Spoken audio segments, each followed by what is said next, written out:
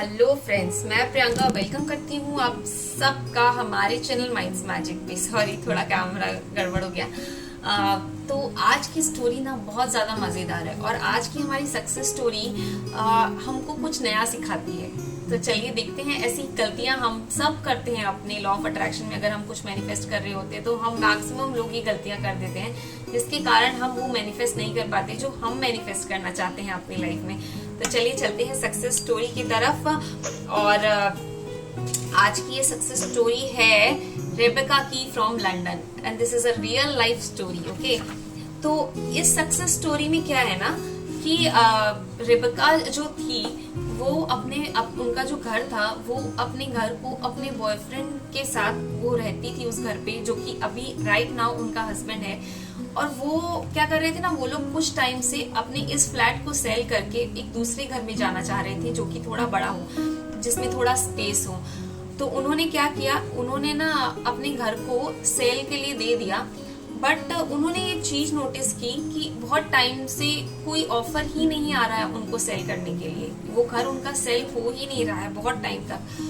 वो actually the secret को बहुत ज्यादा अपने लाइफ में अप्लाई करती थी और वो ये सोच रही थी कि वो क्या ऐसी गलती करी है जिसके कारण उनको ऑफर आ ही नहीं रहा है अपने फ्लैट को सेल करने के लिए। मतलब एक लॉ होता है ना, लॉ तो कभी वो हमेशा वर्क करता है, कभी गलत नहीं हो सकता है हम जिस तरह से उसको अप्लाई कर रहे हो उसमें कुछ मिस्टेक हो। तो उन्होंने इसी के लिए ना वो द सीक्रेट की साइट पे जाती है, वो ये देखने की शायद वो कोई मिस्टेक तो नहीं कर रही। और फिर उनको हिट करता है कि अगर आप किसी चीज को मांग रहे हो अपनी लाइफ में तो आपके एक्शंस उसके अकॉर्डिंग ही होने चाहिए। तो जब उन्होंने ये चीज देखी द सीक्रेट के वेबसाइट पे कि आपके एक्शंस आपके डिजायर को कॉन्ट्राडिक्ट नहीं करने चाहिए, अगर वो कॉन्ट्राडिक्ट करते हैं तो आपका डिजायर कभी फुलफिल नहीं होता है।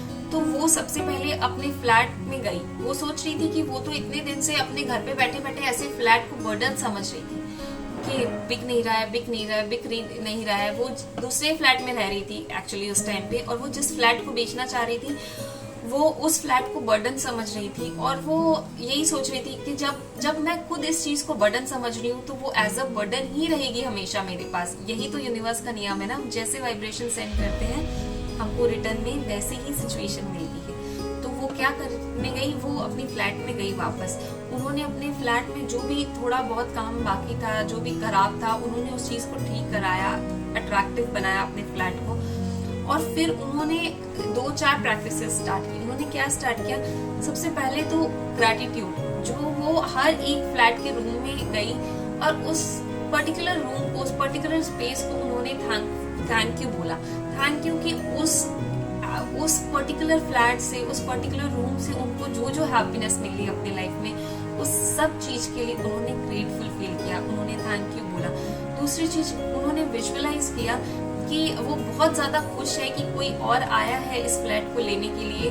और वो अपनी चाबियों को, अपने हाथ में चाबियां रख के उन्होंने विजुअलाइज किया कि अपनी चाबियों को वो किसी और इंसान को दे रही है जो इस फ्लैट को खरीद रहा है, और वो बहुत खुशी के साथ इस चाबी को ले रहे हैं और वो खुशी के साथ उस फ्लैट में रह रहे हैं, जिनको भी उन्होंने सेल किया है अपना फ्लैट। उसके बाद उन्होंने क्या किया, उसके बाद ना उन्होंने कुछ टाइम तक ये प्रैक्टिसेस जारी रखी, ठीक है, और थैंकफुल फील किया इस चीज के लिए कि उनका फ्लैट सेल हो गया है एक पर्टिकुलर अमाउंट पे। क्योंकि उस टाइम जो मार्केट में रेट था वो बहुत ही लो, मतलब बहुत स्लो चल रहा था मार्केट फ्लैट सेलिंग्स को लेके। तो उन्होंने ये फील करते हुए ग्रैटिट्यूड दिया यूनिवर्स को कि मेरा फ्लैट जो अमाउंट मैं चाहती हूँ उसमें सेल हो गया, उसके लिए आई एम थैंकफुल। तो आफ्टर सम टाइम ना, with in a few weeks of that practice, उनके पास बायर आने लगे, उनको अपने फ्लैट के लिए अलग अलग ऑफर आने लग गए सेलिंग के लिए। और उन्होंने एक दिन अपना फ्लैट किसी को सेल कर दिया और आप बिलीव नहीं करोगे, उन्होंने जितना अमाउंट सोचा था अपने फ्लैट के सेलिंग से रिलेटेड, उनको उससे ज्यादा अमाउंट मिला अपने फ्लैट को सेल करके। तो यही है इस स्टोरी में ये यही बताती हैं कि हमारी छोटी सी मिस्टेक भी हमारे पूरे डिजायर को फुलफिल होने से रोक सकती है। और ये दूसरे फ्लैट में इसीलिए शिफ्ट होना चाह रही थी क्योंकि ये कंसीव कर रही थी, इनके बेबी होने वाला था और ये फ्लैट उस चीज को आफ्टर बेबी के लिए ये बहुत छोटा फ्लैट पड़ रहा था। और फिर इन्होंने इस कहानी से एक्चुअली हम यही सीखते हैं कि हमारे एक्शंस जो होते हैं ना, वो कभी भी हमारे डिजायर्स को अगर कॉन्ट्राडिक्ट करते हैं, अगर पैरेलली मिरर इफेक्ट की तरह नहीं रहते हैं, तो हमारे डिजायर्स कभी पूरे नहीं होते। हम बहुत सारे लोग ऐसे होते हैं जो टेक्निक्स पे टेक्निक्स किए जाते हैं, बट वो कुछ एक्शन ही नहीं लेते उन चीजों को पर फुलफिल करने के लिए। जैसे अगर आपको कोई जॉब चाहिए तो आपको उसके रिगार्डिंग अपनी नॉलेज गेन करनी ही पड़ेगी। अगर आपको किसी से प्यार है, अगर आपको किसी के साथ लाइफ स्पेंड करना है, तो आपको उससे रिलेटेड कोई एक्शंस लेने ही पड़ेंगे ताकि आप उस इंसान से बात करो, आप अपने रिलेशनशिप को अच्छा करो। अगर जब तक किसी भी चीज के लिए आप एक्शन नहीं लेते हो, तब तक वो काम पूरा नहीं होगा, चाहे आप कितना ही लॉ ऑफ अट्रैक्शन यूज कर लो। इमोशंस, माइंड पावर और एक्शंस के साथ ही ये चीज आपको मिल सकती है। ये तीनों मिलके ही आपके डिजायर को फुलफिल करते हैं।